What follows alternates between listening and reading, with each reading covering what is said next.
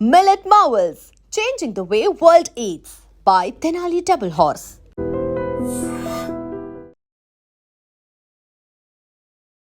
నమస్కారం, welcome to I dream. ధర్మ మార్గం విత్ విజిత కార్యక్రమానికి స్వాగతం.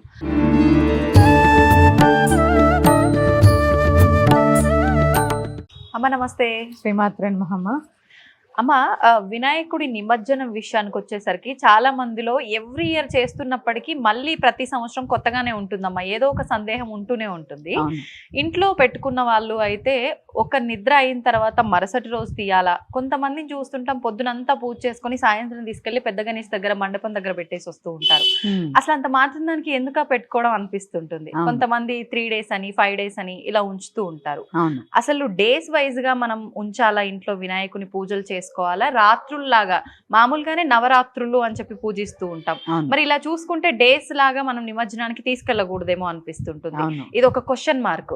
ఇంకొక విషయం ఈ మధ్య నేను విన్నది ఏంటంటే అమ్మ, మనం ఏదైతే కామ్యం గురించి మొక్కుకొని అయితే మనం ఈసారి వినాయకుని ఇంట్లో తెచ్చి పెట్టుకున్నామో ఆ కోరిక నెరవేరేదాకా వినాయకుని నవరాత్రులు అయిపోగానే ఒక క్లాత్ లో కట్టి ఇంట్లోనే ఒక పక్కకు పెట్టేసి ఆ కోరిక నెరవేరిన తర్వాత నిమజ్జనం చేస్తా అని సంకల్పం చేసుకుంటారట. నేను ఈ మధ్యలో ఒక ఆవిడ ద్వారా విన్నా. ఇది ఎంతవరకు వాస్తవం, ఇలా చేయొచ్చు అంటారా? యాదేవి సర్వభూతేషు భ్రాంతి రూపేణ సంస్థిత. నమస్తస్యై నమస్తస్యై నమస్తస్యై నమో నమః. శ్రీ గురుభ్యో నమః. ఖచ్చితంగా ఒక రోజు నిద్ర చేయాలి. ఎందుకంటే అమ్మా, చవితి చంద్రుడు రాత్రి కదా ఉంటాడు. అవును. ఆ రాత్రి ఉన్నప్పుడు గణపతిని ఇంట్లో ఉంచుకోండి. మీ విఘ్నాలన్నీ ఆయనకు తెలియాలంటే మీ ఒక రోజు ఆ పూట ఇంట్లో ఉండాలి ఆయన. అప్పుడు కదా ఆయన అవన్నీ తెలుసుకోగలుగుతాడు, మన దగ్గరే ఉండి చూసుకోగలుగుతాడు. నీకు విఘ్నాలు మన దరికి రాకుండా చేసే ఆయన్ని ఒక పూట కూడా ఇంట్లో ఉంచుకోకపోతే ఎట్లా? ఒక రోజు ఉంచుకోండి. సరే, బుధవారం వచ్చింది, చాలా విశేషం. బుధవారం గణపతికి ప్రీతి. చక్కగా బుధవారం నాడు ఉంచుకుని గురువారం నిమజ్జనం అయితే నిమజ్జనం, లేదా మండపాల్లో పెడతారు కదా, పెద్ద పెద్ద మండపాల్లో, అలా పెట్టుకోండి. కానీ ఒక రోజు అయితే ఉంచుకోండి. తర్వాత మీ ఇష్టం, 3 రోజులా 5 రోజులా 9 రోజులా మీ శక్తి కొలది. ఎందుకంటే చెప్పాను కదమ్మా, ఆయన ఉన్నన్ని రోజులు శ్రద్ధాభక్తులుగా కనీసం 3 పూట్ల కాకపోయినా 2 పూట్ల అర్చన చేయాలి, మహానివేదన చేయాలి, షోడశోపచారం చేయాలి, సాయంత్రం పంచోపచారాలు చేయాలి, పగలు మహానైవేద్యం పెట్టాలి, రాత్రి ఓ పండో ఫలమో స్వీటో ఏదో ఒకటి నివేదన చేయాలి. అక్కడ ఆయన ఉన్నాడు అని స్పృహ వహించి ఇంట్లో కొట్లాటలు లేకుండా ఉండాలి. అమ్మ, భగవంతుడిని ఇంట్లో పెట్టుకోవడం అంటే ఏదో ఆ ఒక్కరోజు మన భక్తి చాటుకోవడం కాదు. ఆయన అక్కడ ఉన్నాడు అని మనం గ్రహించి వాదులాటలు కొట్లాటలు ఇవన్నీ ఆయన ముందు చేసుకోకుండా అలా ఉండగలము మేము అనుకుంటే పరీక్షగా 9 రోజులు ఉంచుకోండి, మనమే మారుతాం కదా. అట్లా కాకుండా మీ వీలుని బట్టి 3 రోజులా 5 రోజులా 1 రోజు అనేది మీరు నిశ్చయించుకోండి. ఒక రాత్రి మాత్రం ఖచ్చితంగా ఉండాలి. ఒక రాత్రి అంటే నిద్ర అయిపోయిన తర్వాత రోజుల్లా తీసినా పర్లేదు, రాత్రుల్లా సంఖ్య చూసుకొని తీసినా పర్లేదు. ఒక రోజు అయిపోతుంది కదమ్మా. 2వ రోజు ఉదయం ఏం చేస్తారు? మహానివేదన పునః పూజ చేసి మహానివేదన చేసి ఉద్వాసం చెప్పేస్తారు. ఓకే, చాలు. 3 నిద్రలు చేశారు, 4వ రోజు చెప్తారు. 5వ నిద్రలు చేశారు, 6వ రోజు చేస్తారు. 9 అయ్యాక 10వ రోజు చేస్తారు. Okay okay. ఇట్లా బేస్ సంఖ్యలో అలవాటు కదమ్మా. 1 3 5 ఇట్లా అట్లా చూసుకుంటే నిమజ్జనం ఎప్పుడు సరి సంఖ్యలోనే వస్తుంది. ఇప్పుడు కొంతమంది వినాయకుడిని పెట్టినప్పుడు ఇంట్లో కూడా కలశం పెట్టుకుంటారు, కొంతమంది కలశం పెట్టుకోరు. ఇలా నిమజ్జనం చేయాల్సి వచ్చినప్పుడు ఈ కలశము కానివ్వండి లేకపోతే కదుపుతూ ఉంటారు వినాయకుడిని కూడా. ఎప్పుడు కదపాల్సి ఉంటుందమ్మా నిమజ్జనానికి ముందర? అంతేనమ్మా, పునఃపూజ చేసి ఉద్వాసం చెప్పగానే అయిపోయాక కలశం కూడా అప్పుడే ఉద్వాసం చెప్పచ్చు. ఆ కలశంలో నీళ్ళు చక్కగా వెంటనే మొక్కల్లో పోసేయకుండా ఇల్లంతా ప్రోక్షణ చేసుకోండి. ఆ నీళ్ళల్లోకి వరుణదేవుడు ఆవాహన అయి ఉంటాడు కదా. ముందు గణపతి ఆవాహన అయి ఉంటాడు. చెంబులో ఎప్పుడు ఆవాహన గారు, కేవలము చెంబులో ఎవరుంటారు అంటే వరుణదేవుడు ఉంటాడు. నదీ జలాలు ఉంటాయి. ఇల్లంతా ప్రోక్షణ చేసుకోండి. కొద్దిగా తీర్థం కింద పుచ్చుకున్నా బెంగలేదు. అలా కలశాన్ని కూడా ఆ రోజు ఉద్వాసం చెప్పచ్చు. కలశం కూడా ఆనవాయితీ ఉన్న వాళ్ళు పెట్టుకోండి, అక్కర్లేని వాళ్ళు అవసరం లేదు. అంటే ప్రతి సంవత్సరం వాళ్ళ కుటుంబం అంతా ఎలా పెట్టుకునే అలవాటు ఉంటే పెట్టుకోండి, లేదా అవసరం లేదు. అమ్మ, మరి ఈసారి మనకు 27న వినాయక చవితి ప్రారంభం అయితే 7వ తారీఖున మనకు చంద్రగ్రహణం వచ్చింది అని చెప్పి అంటున్నారు. కాబట్టి కొంతమంది 11 రోజులు 13 రోజులు 21 రోజుల వరకు పూజలు చేసే వాళ్ళు కూడా ఉంటారు. మరి మామూలుగా ఆలయాల్లోనే అంతా శుద్ధి చేస్తారు, గ్రహణం వచ్చి వెళ్ళిపోయిన తర్వాత అవును. మరి అలాంటప్పుడు మండపాల్లో వినాయకుడిని ఉంచి తర్వాత కూడా ఆరాధనలు చేయటం అనేది కరెక్టేనా? ముందరే నిమజ్జనం చేస్తే బాగుంటుందా? ముందే చెయ్యాలి. ఎందుకంటే గ్రహణ సమయంలో వినాయకుడిని ఉంచడానికి లేదు. గ్రహణం ముందే ఖచ్చితంగా నిమజ్జనం చేయాలి. గ్రహణం అయిపోయిన తర్వాత మరుసటి రోజు గ్రహణ శూల. అందుకని ఇవన్నీ కుదరని పని కాబట్టి ముందే నిమజ్జనం చేసేయడానికి ప్రయత్నం చేయండి. ఓకే, అంటే 9 రోజులకి నిమజ్జనం చేసేయండి. గ్రహణం రోజున ఎలా ఉంచుతారమ్మా? 9 రోజులు పూజలు అందుకున్న దేవుడు కాబట్టి ఆయన అట్లా నిమజ్జనం చేసేయండి. గ్రహణం ముందే చెయ్యాలమ్మా. గ్రహణం అయిపోయేదాకా ఉంచకూడదు. మంచిది కూడా కాదు. ఓకే అమ్మ, ఇప్పుడు ఇందాక నేను ఒక క్వశ్చన్ అడిగాను. ఏదైనా కోరిక ప్రకారంగా మనం గనక ఇంట్లో గణపయ్యను పెట్టుకుంటే ఆరాధన చేసిన అనంతరం ఈ నవరాత్రులు అయిపోగానే ఆ కోరిక నెరవేరేంత వరకు కూడా కొంతమంది నిమజ్జనం చేయకుండా ఇంట్లోనే అలా పక్కన పెట్టేసి ఉంచుతారు అని చెప్పి, ఇది ఎంతవరకు నిజమంటారు? నేను ఒప్పుకోనమ్మా దీన్ని. ఎందుకంటే మీరు ఆ గణపతిని తెచ్చింది వినాయక చవితి చేసుకోవడానికి మాత్రమే. మీ కోరికలు ఉంటే చెప్పుకోండి. ఆయన్ని ఖచ్చితంగా మన శాస్త్రం ప్రకారము 1 నుంచి 9 రోజుల్లోపు మీ వీలుని బట్టి పూజ చేసుకుని ఖచ్చితంగా నిమజ్జనం చేయవలసిందే.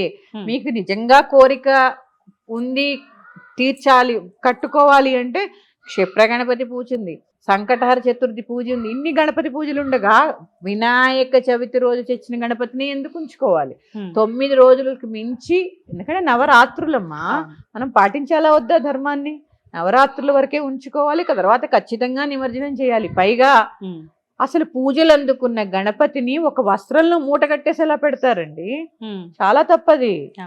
ఆయనకి మనం అనుకుంటున్నాం ఆయన మరి కళ్ళు కాళ్ళు చేతులు ఎందుకు పెడతారమ్మా? అక్కడ ఉన్నాయనే కదా. ఉన్నాయని ఉన్నప్పుడు మీరు వస్త్రంలో మూట కట్టేసి ఎలా పెట్టేస్తారు? పూజలు చేసి ఆవాహన చేసి నివేదనలు చేసి ఇట్లాంటి విగ్రహాన్ని అది కట్టడం కూడా చాలా తప్పు. ముందు విగ్రహము 9 రోజుల వరకే మనకి అనుమతి. ఏది ఇప్పుడు తెచ్చుకున్నది భాద్రపద శుక్ల చవితి నాడు వ్రతానికి తెచ్చుకున్న గణపతి అంతవరకే మనకి అనుమతి. తర్వాత ఖచ్చితంగా నిమజ్జనం చేసి తీరవలసిందే. ఎప్పుడైనా గుర్తుపెట్టుకోండి, భక్తి ఉండాలి, మూఢభక్తి ఎప్పుడు ఉండకూడదు. పైగా ఏది ఎంతవరకు చేయాలో ఇదే చెప్తున్నానమ్మా, గృహస్థుకి ఎంత అవసరమో అంతే చేయాలి. ఏది పైగా ఇంకొకటమ్మా, ఎవరు ఇప్పుడు ఆచారాలు పాటిస్తున్నారు చెప్పండి? బహిష్టు దోషాలు, రజస్సుల దోషాలు, పైగా ఏమో ఇప్పుడు సూతకాలు వస్తే కూడా ఎవ్వరు కూర్చోవట్లేదమ్మా, మైలు వస్తే కూడా కూర్చోవట్లేదు. ఇలాంటి పరిస్థితుల్లో ఆయన్ని అలా మూటగట్టి పెట్టడం అనేది ఎంతవరకు సమంజసం అనేది మీకు మీరుగా ఆలోచించుకోండి. ఒక విగ్రహాన్ని పెట్టాము, ఇక్కడ మేము విగ్రహం పెట్టామంటే 3 పూట్ల అర్చన నివేదన అన్ని చేస్తూ ఉంటాం. మీరు అలా చేస్తారా? లేదు. పూజ చేసి మట్టి విగ్రహాన్ని తెచ్చుకొని అలా ఉంచడం కరెక్ట్ కాదమ్మా. ఖచ్చితంగా నిమజ్జనం చేయాలి. అమ్మ, ఇప్పుడు మీరు అన్న తర్వాత నాకు ఒక డౌట్ వచ్చింది. ఇప్పుడు నిజంగా అంటే ఒక 5 రోజుల పాటు ఉంచుకోవాలి అని చెప్పి మనం అంతా కూడా చేసుకున్నాం, కానీ అనుకోకుండా ముందరే మనకి ఇలాంటి ఆటంకం ఏదైనా ఎదురైనప్పుడు ఆడవారికి అప్పుడు ఏంటమ్మా పరిస్థితి? అంటే ఖచ్చితంగా మనం అనుకున్న 5 రోజుల వరకు ఉంచి ఇంట్లో మగవారు కానీ పిల్లలు కానీ పూజ చేయొచ్చా? లేదు అంటే వెంటనే ఆ రోజుని తీసేయడమే కరెక్ట్ అంటారా? మీరు ఏదైనా సంకల్పం చేసుకుని 5 రోజులు ఉంచుతాము అనుకుని మీకు ఏదన్నా అడ్డం వస్తే స్త్రీలు బయట కూర్చుని, మీకు అపార్ట్మెంట్ అయినా ఒక గది ఉంటుందిగా, ఆ గదిలో కూర్చోండి చక్కగా, ఏది ముట్టుకోకుండా. మగవారిని చేయమనండి. నేను అందరికీ చెప్తున్నానమ్మా, ఈ ఒక్కరోజే కాదు, రజస్వల సమయంలో కూర్చోండి. ఎందుకంటే ఆచారం అనేది సరే మీరు ఏంటి ఇంత మూఢంగా చెప్తున్నారు అనుకోవచ్చు, కూర్చుంటే మన ఆరోగ్యం బాగుంటుంది, వాతపరమైన దోషాలు రావు. ఇప్పుడు అందరికి మనం అన్ని నొప్పులు అంటున్నాం కదా, ఈ నొప్పులకి కారణమే అది. ఎందుకంటే ఎక్కువ నీళ్ళల్లో నానకూడదు, ఎక్కువ పని చేయకూడదు, ఇలా ఉన్నాయి. ఆ 3 రోజులు రెస్ట్ తీసుకోవడం వల్ల మన శరీరము మనస్సు కూడా తేలిక పడతాయి. హాయిగా మనస్సులో భగవన్నామం చేసుకుంటూ హాయిగా కూర్చోండి. ఇంత పెడతారు, తినండి, హాయిగా రెస్ట్ తీసుకోండి. మనకి అవకాశం నెలకి 3 రోజులు కదమ్మా. ఎంత అట్లా తీసుకొచ్చి పెట్టే వాళ్ళు ఉండాలి, పెట్టాలమ్మా, కూర్చోవాలి. మగవాళ్ళు కూడా దీనికి సహకరించాలి. మీరు అలవాటు చేయండి. అందుకే వాళ్ళు చెయ్యరు కదా అని మీరు కూర్చోడం మానేస్తే వాళ్ళు అసలే చేయరు. అందుకని ఇదేదో చాదస్తంగా చెప్తున్నది కాదమ్మా. మనం అనుకుంటున్నాం ఎప్పుడు చూడండి నొప్పులుగా ఉంటుంది, నిస్సత్తువుగా ఉంటుంది. ఇలాంటి వాళ్ళందరూ మీరు కొన్ని నెలల పాటు ఈ రజస్సుల నియమాలు పాటించండి, తర్వాత మీరు చూడండి. నేను ఎక్స్పీరియన్స్ తో చెప్తున్నానమ్మా. ఈ వాతపరమైన దోషాలు, వాతపరమైన నొప్పులు స్త్రీలకు ఉండవు. తల తడపకూడదు రజస్సుల నియమాల్లో. కొన్ని అంటే శరీరం పచ్చిగా ఉంటుందమ్మా, ముద్ద ముద్దగా ఉంటుంది శరీరం, ఎక్కడ ముట్టుకున్నా ఎంత బాధగా ఉంటుంది మనకి. ఇలాంటి సమయాల్లో అందరూ చక్కగా రెస్ట్ తీసుకోండి. మన ధర్మాన్ని కాపాడిన వాళ్ళం అవుతా, మనకి రెస్ట్ కూడా దొరుకుతుంది. అమ్మ, ఇప్పుడు గణపయ్యని నిమజ్జనం చేసేటప్పుడు చాలా మంది వస్త్రం వేస్తూ ఉంటారు, ఒత్తిపత్తి అని చెప్పి కాటన్ తో చేసింది, దాంతో పాటే వేయాలా? ఈ 5 రోజులు కూడా పూజ చేసిన మాలలు అవన్నీ కూడా అలాగే నిమజ్జనం చెయ్యాలా, లేదంటే అన్ని తీసి ఒక కవర్ లో వేసి పత్రి, ఆకులు, అలములతో పాటు తీసుకెళ్లి వదిలేయాలా? ఈ సందేహం ఉందమ్మా చాలా మందిలో. ఇప్పుడు నేను చెప్పానమ్మా, మనకి చెరువులు నదులే తక్కువ ఇక్కడ మనకి హైదరాబాద్ లో, కాదా? అయితే హుస్సేన్ సాగర్ ట్యాంక్ బండ్, లేదంటే మనకి ఎక్కడ ఈ షామీర్పేట్ చెరువు, ఇట్లా కొన్ని కదా, సఫిల్గూడ చెరువు, ఇలాగే ఉన్నాయి. ఉన్నప్పుడు ఆల్రెడీ మనం మట్టితో చేసిన విగ్రహాలు కాకుండా ప్లాస్టర్ ఆఫ్ ప్యారిస్, అదొక పర్యావరణాలకు ఇబ్బంది, కలుషితమేగా. ఔషధ గుణాలున్న ఆకులు అంటే అవి కాదు, ఏవో పిచ్చి మొక్కలు, అవన్నీ ఎందుకమ్మా దాంట్లో కలిపి ఆ కలుషితం చేయడం? తీసి పక్కకు పడేసి ఆ గణపతిని ఒక్కటే నిమజ్జనం చేయండి. పైగా ఇంకా తెలుసా అమ్మా, ఒకటి కట్టి ఒక చెరువులాగా ఏర్పాటు చేసి అందులో నిమజ్జనం చేసేస్తున్నారు. వాళ్ళు కూడా ఏం చేస్తారో, మా నీళ్లు కలుషితం అయిపోతున్నాయి.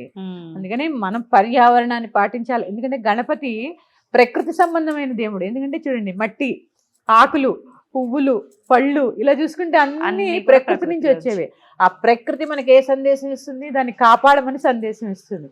అందుకని ఎందుకంటే చూడండి, సీతాకు కొన్ని రకాల పక్షులు వచ్చి వెళతాడు, ఈ వాన వస్తుందని ప్రకృతి సందేశం ఇస్తూ ఉంటుంది కదా. ఇలా ప్రకృతిని కాపాడేటటువంటి బాధ్యత మనకు ఉందా లేదా? ఉందమ్మా, ఎందుకంటే భక్తితో పాటు అవేర్నెస్ ఉండాలి. అవేర్నెస్ లేకపోతే ఎలాగా? భక్తి ఉండాలి, అవేర్నెస్ ఉండాలి, లేకపోతే మన సమాజాన్ని మనమే పాడు చేసుకునే వాళ్ళు అవుతాం. ఇవన్నీ తీసి పక్కకు పడేసి చక్కగా గణపతిని ఒక్కటినే నిమజ్జనం చేయండి. భక్తి ఉండాలి, మూఢభక్తి ఎప్పుడూ ఉండకూడదు. మూఢభక్తి చాలా ప్రమాదం. తీసేటప్పుడు ఈ హంగామా హడావిడితో పాటు మండపాల్లో ఉన్న వినాయకుల దగ్గర కూడా అసలు కొంతమంది పూజలు, ఆరాధనలు చేయకుండానే ఏదో చందాలు తీసుకొచ్చామా పెట్టామా అని చెప్పి ఎవరి పాటికి వాళ్ళు వదిలేస్తూ ఉంటారు. కొంతమంది చక్కగా ఆరాధించే వాళ్ళు ఉంటారు, కానీ కొంతమంది అసలు పట్టించుకోకుండా ఉండే వాళ్ళు ఉంటారు. అసలు ఏ రకంగా చేయాలమ్మా మండపాల దగ్గర కూడా ఈ విధానం అంతా కూడా? తప్పకుండా చాలా మంచి ప్రశ్న అడిగామా విజిత. దీంట్లో కూడా మన ప్రజలందరిలో అవేర్నెస్ రావాలి. మనకి ఈ గణపతి మండపాలు అనేవి మహారాష్ట్ర నుంచి బాల్ గంగాధర్ తిలక్ గారు మనకి పరిచయం చేశారు. ఎందుకు? హిందువుల యొక్క ఐకమత్యత కోసము, హిందువులందరూ కలిసి వాళ్ళ ఐకమత్యం చాటి చెప్పడం కోసము, వాళ్ళలో వాళ్ళు కలిసి ఉండడం కోసము, మన భగవత్ తత్వం ఏంటో అందరూ తెలుసుకునేలా చేయడం కోసం. ఎందుకంటే పూర్వం కొంత అంటరాంతనం ఉండేది. ఇవన్నీ రూపుమాపడం కోసము ఈ మండపాలు ఏర్పాటు చేశారు. గణపతి మండపాలంటేనే ఐకమత్యతతో కూడుకున్నది. అవునా? చూడండి, ఒక కమ్యూనిటీ అవ్వచ్చు, ఒక కాలనీ అవ్వచ్చు. అవును. ఇప్పుడు ఒక కాలనీలో గణపతి పెట్టుకుంటే ఈ కాలనీ వాళ్ళందరూ కలిసి ఒక చోట ఎందుకు పెట్టుకోరు? గల్లీకి గణపతి ఏంటమ్మా? అవును. ఇక్కడికి ఐకమత్యత ఎక్కడుంది? లేదు. ఎక్కడుంది ఐకమత్యత? లేదు. ఐకమత్యత కోసం ఆయన చెప్పినప్పుడు, సరే మనకి భక్తి ఉంది, తెచ్చుకుంటున్నాము, మనం అందరము డొనేషన్స్ పోగు చేసుకుంటున్నాము, గణపతిని పెడుతున్నాము, సర్వీస్ చేస్తున్నాము, ఎందుకు యూనిటీగా ఉండలేకపోతున్నాము? అక్కడే కొట్లాడుకుంటారు. మా పూజ లేదని కొట్టుకుంటారు. అసలు భగవంతుడి దగ్గర కావాల్సింది ఏంటి? మా భగవంతుడి దగ్గర మూషికం ఉంటాడు. ఏంటి తెలుసా? ఆ కామక్రోధ లోభ మద మత్సరాలని 6 రకాలైనటువంటి శత్రువులు అన్నీ కూడా ఆయన కాలి కిందే ఉన్నాయి. ఎందుకంటే చూడండి, ఎలుక ఎప్పుడైనా కుదురుగా ఉంటుందా? అవి కొరికేస్తుంది, ఇవి కొరికేస్తుంది, అవి పట్టుకుపోతుంది, అవి ఎంగిల్ చేస్తుంది, ఇవి ఎంగిల్ చేస్తుంది. అసలు గజిబిజిగా ఉంటుంది, అలా పట్టుకొని వదిలేసినట్టుగా అక్కడక్కడ. ఈ గజిబిజిగా కంగారుగా ఉంటుంది ఎలుక. చూసారా? ఎవరైనా చూస్తే భయంగా వెళ్ళిపోతుంది. ఇలాంటి అక్కర్లేని లక్షణాలన్నీ కూడా గణపతి తన కాలు కింద ఉంచుతాడు. అందుకే మూషిక వాహనం, లేకపోతే ఎలకుండేది ఇంత, ఆయన ఉండేదంతా. అవును. అందుకే ఆ విగ్రహారాధన యొక్క గొప్పతనం తెలుసుకుంటే మనకి జీవితంలో మన దగ్గర లేనిది ఏంటి అనిపిస్తూ ఉంటుంది. ఇలా తీసుకుంటే అక్కడ చూడండి, అక్కడే కొట్టుకుంటారు, అక్కడే తిట్టుకుంటారు, అక్కడే తాగుతుంటారు. ఏంటి ఇదంతా? లేకపోతే ఇంకా దరిద్రమైన విషయం, తిట్టుకున్నా నన్ను మారితే సంతోషం. అడ్డమైన సినిమా పాటలు పెడతారమ్మా. అవును. అడ్డమైన సినిమా పాటలు పెట్టడము, కమ్యూనిటీల్లో గణపతిని పెడితే సాయంత్రం మహానైవేద్యం అయిపోగానే ఆయన ముందు పాటలు పెట్టి అడ్డమైన డాన్సులు చేయడము. అవును. నీకు ఇష్టమైతే ఒక వైలిన్ కచేరీ పెట్టించు, లేకపోతే ఓ పెద్దవాళ్ళని ఎవరైనా పిలిచి ఒక ప్రవచనం ఏర్పాటు చేయి. ఎందుకంటే అప్పుడైనా కనీసం ఆ 9 రోజులైనా భగవతత్వం అంటే ఏంటో తెలుసుకుంటారు. లేకుండా అడ్డమైన డాన్సులు, అడ్డమైన ఆటలు, ఏంటిదంతా అసలు. అంటే ఉత్సవమే, గణపతి ఉత్సవమే. ఉత్సవం ఎలాంటి ఉత్సవం? ఆధ్యాత్మిక ఉత్సవం. అంతేగాని ఏమన్నా అది మన ఇంట్లో పెళ్ళా లేకపోతే ఏమన్నా పుట్టినరోజు ఇంకా దౌర్భాగ్యంగా చేస్తున్నాం. ఇలాంటి అక్కర్లేని చేష్టలన్నీ మళ్ళీ గణపతి దగ్గర ఎందుకమ్మా? సినిమా పాట పెడతారు. ఇంకా అసలు తల్లిదండ్రులు ఒకసారి ఆలోచించండి. మీరు సినిమా పాట పెట్టి చిన్న పిల్లల చేత మీరు పనికిమాలిన నృత్యాలు చేయిస్తున్నారు. వాళ్ళ మెదడులో ఏం నాటాలని గణపతి నవరాత్రులు అంటే? రాను రాను ఈ విధానం అంతా మారి. అంతే కదా. ఇప్పుడు మేము ఉన్నామమ్మా, మా నెక్స్ట్ జనరేషన్ మీరు. మా పూర్వీకులు మాకు చెప్పినవి ఎంతో కొంత మేము పాటిస్తున్నాము. మేము కొంత పాటించినవి మీ జనరేషన్ పాటిస్తున్నారు. మీ జనరేషన్ నుంచి ఇప్పుడు పిల్లలు, మీరు ఏ సాంప్రదాయాన్ని మన పిల్లలతో ముందుకు తీసుకెళ్లాలనుకుంటున్నారు? ఒక శ్లోకం నేర్పరు, ఒక పూజ నేర్పరు, సరే ఏది వద్దు, ఒక గుడికి వెళ్ళడం నేర్పరు. ఇవన్నీ పోని కుదరకపోవచ్చు. ఇప్పుడు సరే కుదరలేదని అనుకుందాం. ఆ 9 రోజులు నవరాత్రులు చేస్తారు అపార్ట్మెంట్ కింద. ఎందుకు పిచ్చి గంతులేసి వాళ్ళని చాలా బాగా చేస్తావు, చాలా బాగా. ఏంటి ఆ పాటలు ఏంటి, ఆ అర్థాలు ఏంటి? అంటే గణపతి నవరాత్రులు అంటే సాయంత్రం అయ్యేసరికి నైవేద్యాలు వండుకొని కిందకి దిగాలి, పూజ అయిపోగానే మీటింగ్ పెట్టుకోవాలి, ఎంజాయ్ చేయాలి, పనికి మాలిన సినిమా పాటలు డీజేలు పెట్టుకుని ఎగరాలా? ఇదా ఆధ్యాత్మికత? ఇదా గణపతి నవరాత్రులు ఉన్నది? ఎందుక? అవేర్నెస్ తెచ్చుకోండి అమ్మా, అవేర్నెస్ తెచ్చుకోండి. స్త్రీకి చాలా బాధ్యత. నైవేద్యాలు ఎంత శ్రద్ధగా వండుతారమ్మా. నిజంగా గణపతి నవరాత్రుల్లో చక్కగా అందరికీ కావాలని ఒక తల్లి అన్నపూర్ణలాగా ప్రసాదం చేసుకుని కిందకి వెళుతుంది. అదే అన్నపూర్ణ ఎంత సరస్వతీదేవిలాగా. ఎందుకంటే విద్యలన్నిటికీ మూలం గణపతి. ఐశ్వర్యాన్ని ఇస్తాడు గణపతి. గణపతి యొక్క గొప్పతనం చెప్పని. గణపతికి తొండం ఎందుకు ఉంది, చెవులు ఎందుకు పెద్దగా ఉన్నాయి, కళ్ళు ఎందుకు సూక్ష్మంగా ఉన్నాయి, ఇవన్నీ అంటే చూస్తున్నాం కాబట్టి చాలా బాధగా ఉంటుందమ్మా. ఎందుకంటే మన ధర్మాన్ని పాడు చేసే హక్కు పాటించకపోయినా నిన్ను ఎవడు అడగడు. అవును అవును. నీ జోలికి కూడా ఎవడు రాడు. ఎందుకంటే మన హిందూ ధర్మంలో పక్క వాళ్ళని బాధ పెట్టమని ఎక్కడా లేదు. కానీ నువ్వు పాటిస్తూ ఇలాంటి వెర్రి పోకడలు తీసుకురావడం ఎంతవరకు కరెక్ట్? ఈ మండపాల్లో ఇంకా ఎక్కువైపోతుందమ్మా. అవును. అన్నదానాలు పేరు చెప్పి నిజంగా అన్నార్తులైన వాడికి ఎప్పుడు భోజనం పెట్టట్లే. ఆ కాలనీలో ఉన్న 10 మందే తింటారు. ఇది ఎంతవంతకు కరెక్ట్? అవును. ఇది నిజంగా అన్నదానం అంటే అన్నార్తులైన వాళ్ళకి పెట్టిన దాన్నే అన్నదానం అంటారు. కావాలంటే భోజనాలు పెట్టుకుంటున్నాం మా కాలనీలో అని చెప్పు సరదాగా. ఎందుకంటే దానికి అన్నదానం అని పేరు పెట్టకండి. ఎందుకంటే ఈవేళ అన్నం దానం తీసుకునే పరిస్థితుల్లో ఎవడున్నాడు చెప్పండి? లేడు కదా. దాని పేరే అన్నదానం. అందుకని ఎరుక వహించండి, అవేర్నెస్ తెచ్చుకోండి, ప్రకృతిని పాడు చేయకండి. మండపాల్లో ఆఖరికి కమ్యూనిటీల్లో కింద పెట్టిన గణపతికి కూడా భక్తిగా పూజ చేసుకోండి. ఆ గణపతి దగ్గర కూర్చుని ఒక 10 నిమిషాలు ధ్యానం చేయండి, ఒక భజన చేయండి. మంచి ప్రవచనకారులు ఎవరైనా ఉంటే ఒక అరగంట. అదేమి చాలా మంది అనుకుంటున్నారు అబ్బా అని. ఎందుకు వినరమ్మా? అవును. మంచి విషయాలు అవసరం లేదా మనకి? వాళ్ళే లేకపోతే మంచి ఎవరు చెప్తారు? మీ పిల్లలకి కనీసం ఆ సెలవుల్లో అయినా మంచి జ్ఞానాన్ని అందించడానికి ప్రయత్నం చేయండి. సుభిక్షంగా సురక్షితంగా వ్రతం చేసుకోండి. శ్రీమాత్రే నమః. స్వస్తి.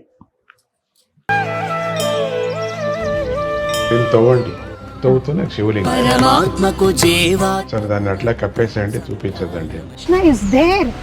మూర్తి పూజ కాదు, సాక్షాత్ బ్రజేంద్ర నందన భగవాన్.